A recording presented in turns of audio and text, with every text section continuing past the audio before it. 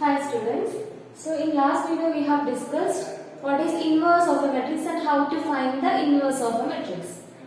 So here we will learn one more definition, one kind of matrix, that is orthogonal matrix. Orthogonal matrix. A matrix A is orthogonal if A into A transpose is equal to A transpose into A is equal to I. Okay, when we multiply a matrix with its transpose or a transpose with the matrix, we will get I. Okay, in that case, what is A inverse? A inverse is equal to A transpose. Such kind of matrix is called a orthogonal matrix. So, inverse of the matrix and transpose of the matrix are same. Both are same matrix. So, such a matrix is called a orthogonal matrix. Orthogonal matrix. Now, last section of this module, that is solution of simultaneous equations using matrices. So, what is an equation? Equation എന്ന് പറഞ്ഞാൽ എന്താണ്? Any mathematical statement involving equal sign, അല്ലേ? Equal sign ഉള്ള ഒരു mathematical statement ആണ് equation എന്ന് പറയുന്നത്. Suppose x plus 1 equal to 3. ഇതൊരു equation ആണ്, അല്ലേ? ഇനി ഇതിന്റെ solution എന്താണ്?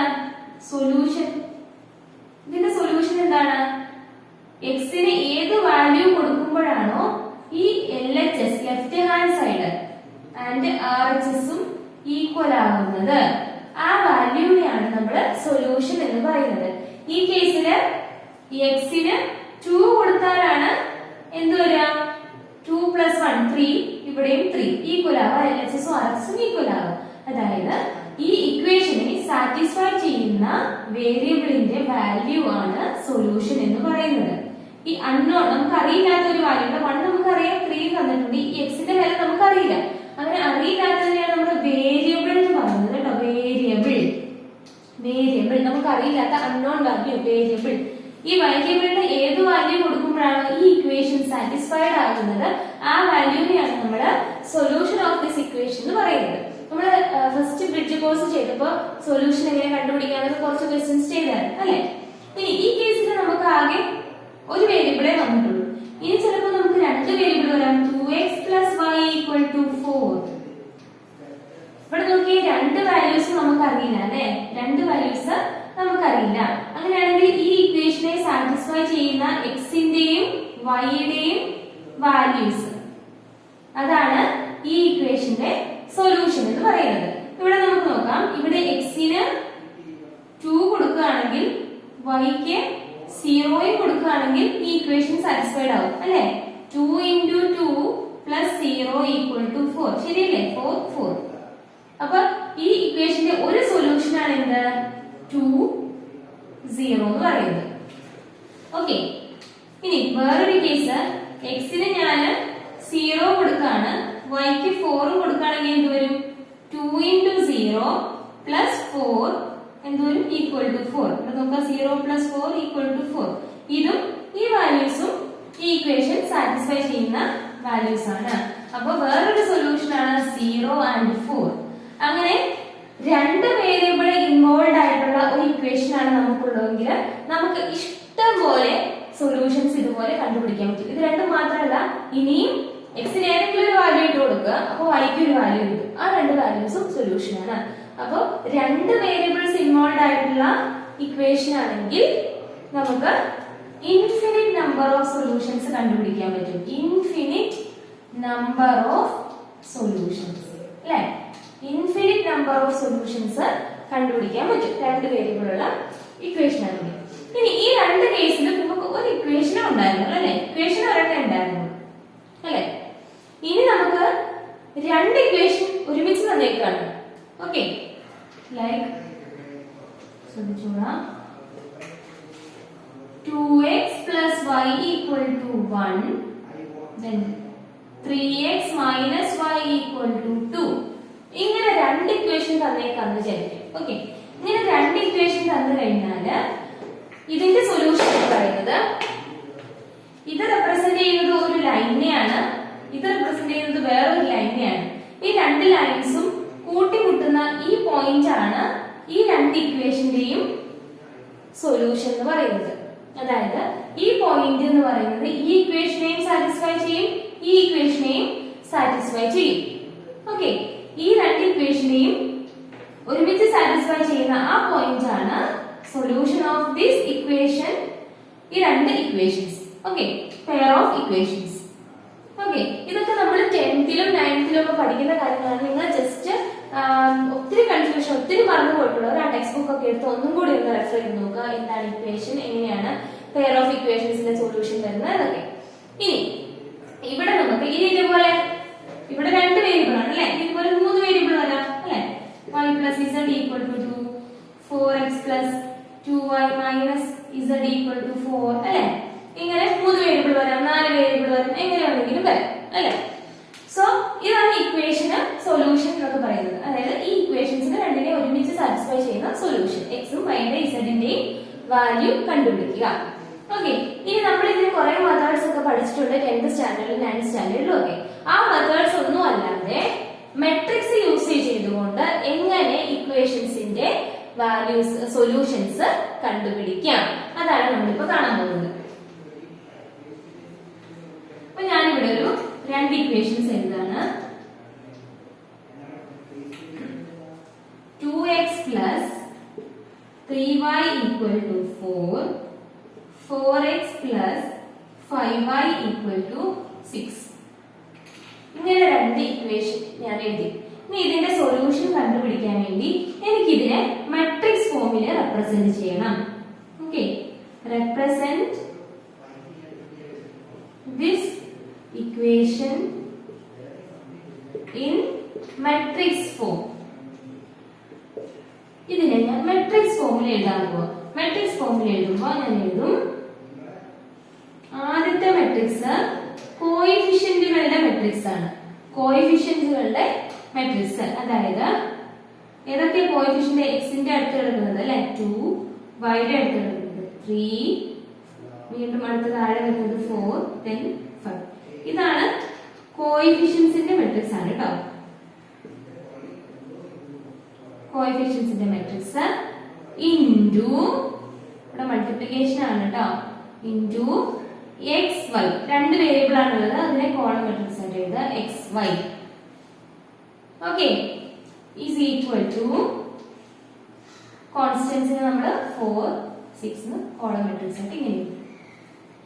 ഈ ഇക്വേഷനെ എന്ത് ചെയ്താം, ഈ ഇക്വേഷനെ നമുക്ക് ഇങ്ങനെ മാറ്റി എഴുതാം അല്ലെ. കാരണം നിങ്ങൾ നോക്കിയേ, ഇത് രണ്ട് മൾട്ടിപ്ലൈ ചെയ്യുമ്പോൾ 2 into x plus 3 into y, 2 into x plus 3 into y equal to 4 അല്ലെ. 4 into x plus 5 into y equal to 6 അല്ലെ. ഈ ഇക്വേഷൻ നമുക്ക് മെട്രിക്സ് ഫോമിൽ ഇങ്ങനെ റെപ്രസെന്റ് ചെയ്യാം. ഇനി ജനറൽ ആയിട്ട് നമ്മൾ ഇതിനെ മെട്രിക്സ് എ ആയിട്ടും ഇതിനെ x എന്നും ഇതിനെ b എന്നുമാണ് വിളിക്കുന്നത്.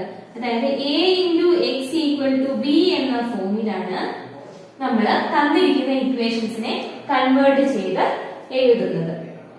ഓക്കെ, ഇനി നമുക്ക് കണ്ടുപിടിക്കുന്നത് എക്സിന്റെയും വൈയുടെയും വാല്യൂ ആണ്. അപ്പൊ നമുക്ക് കണ്ടുപിടിക്കുന്നത് എക്സ് എന്ന് പറയുന്ന മെട്രിക്സ് ആണ് നമുക്ക് കണ്ടുപിടിക്കുന്നത്. To find X, matrix X ആണ് നമുക്ക് കണ്ടുപിടിക്കുന്നത്. എ നമുക്കറിയാം, ബി നമുക്കറിയാം, എക്സ് ആണ് നമുക്ക് കണ്ടുപിടിക്കേണ്ട മെട്രിക്സ്. അപ്പൊ ഇങ്ങനെ രണ്ട് ഇക്വേഷൻസ്, രണ്ട് വേരിയബിളിലെ രണ്ട് ഇക്വേഷൻസ് ആണ് തന്നിരിക്കുന്നെങ്കിൽ ഈ രീതിയിൽ നമ്മൾ മെട്രിക്സ് ഫോമിൽ റെപ്രസെന്റ് ചെയ്യും.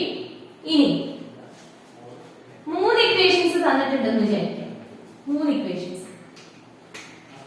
ഇക്വേഷൻസ് അതായിരുന്നെങ്കിൽ suppose 2x plus 3y plus 5z equal to 7, 5x plus 4y plus 7z equal to 9, 3x minus 7y plus 8z equal to 10. Suppose 3 variable ഉള്ള എക്സ് വൈ ഇസഡ് 3 വേരിയബിൾ ഉള്ള 3 equations ആണ് തന്നിരിക്കുന്നെങ്കിൽ നമുക്ക് എങ്ങനെ represent ചെയ്യാം? ax equal to b എന്ന് പറയുന്ന ഫോമിൽ എഴുതണം അല്ലെ. ഇവിടെ a എന്ന് പറയുന്ന മെട്രിക്സ് ഏതാണ്? ഇവിടെ a എന്ന് പറയുന്ന മെട്രിക്സ് കോഎഫിഷ്യന്റ്സിന്റെ മെട്രിക്സ് ആണ് അല്ലെ. 2, 3, 5, 5, 4, 7, then 3 minus 7, 8, 3 -7 8. എപ്പോഴും സൈൻ ശ്രദ്ധിച്ചോളാം, ഇവിടെ -7 ആണ്, സോ മൈനസ് ഉണ്ടാവണം. ഓക്കെ, -7 8 കോഎഫിഷ്യന്റുകളുടെ മെട്രിക്സ്. ഇനി x എന്ന് പറയുന്ന മെട്രിക്സ് ഏതായിരിക്കും? നമ്മുടെ വേരിയബിൾസിന്റെ മെട്രിക്സ് x y z. ഇനി b എന്ന് പറയുന്ന മെട്രിക്സ് ഏതായിരിക്കും? നമ്മുടെ കോൺസ്റ്റന്റ്സ് 7 9 ആൻഡ് 10. ഓക്കെ, സോ ഇങ്ങനെയാണ് ഈ ഫോമിൽ നമുക്ക് എഴുതാം. ax = b എന്ന ഫോമിൽ എഴുതുമ്പോൾ എങ്ങനെ വരും? 2 3 5 5 4 7 3 - 7 8 into x y z is equal to 7 9 10. Okay, so ഇങ്ങനെയാണ് മെട്രിക്സ് ഫോമില് തന്നിരിക്കുന്ന ഇക്വേഷൻസിനെ റെപ്രസെന്റ് ചെയ്യേണ്ടത്. അപ്പൊ നമുക്ക് എക്സാമിന് എങ്ങനെ വരും? നമുക്ക് ഇക്വേഷൻസ് തന്നിട്ടുണ്ടാവും. അപ്പൊ ആദ്യം ചെയ്യേണ്ട സ്റ്റെപ്പാണ് ഈ പറഞ്ഞത്, എന്ത്? മെട്രിക്സ് ഫോമില് ax = b എന്ന ഫോമില് ആ ഇക്വേഷനെ കൺവേർട്ട് ചെയ്ത് എഴുതുക. ഓക്കെ, ഇതാണ് ആദ്യത്തെ സ്റ്റെപ്പ്. ഓക്കെ, ax = b എന്ന ഫോമില് കൺവേർട്ട് ചെയ്ത് എഴുതുക, ഇതാണ് ആദ്യത്തെ സ്റ്റെപ്പ്. ഇനി രണ്ടാമത്തെ സ്റ്റെപ്പ് നോക്കുക.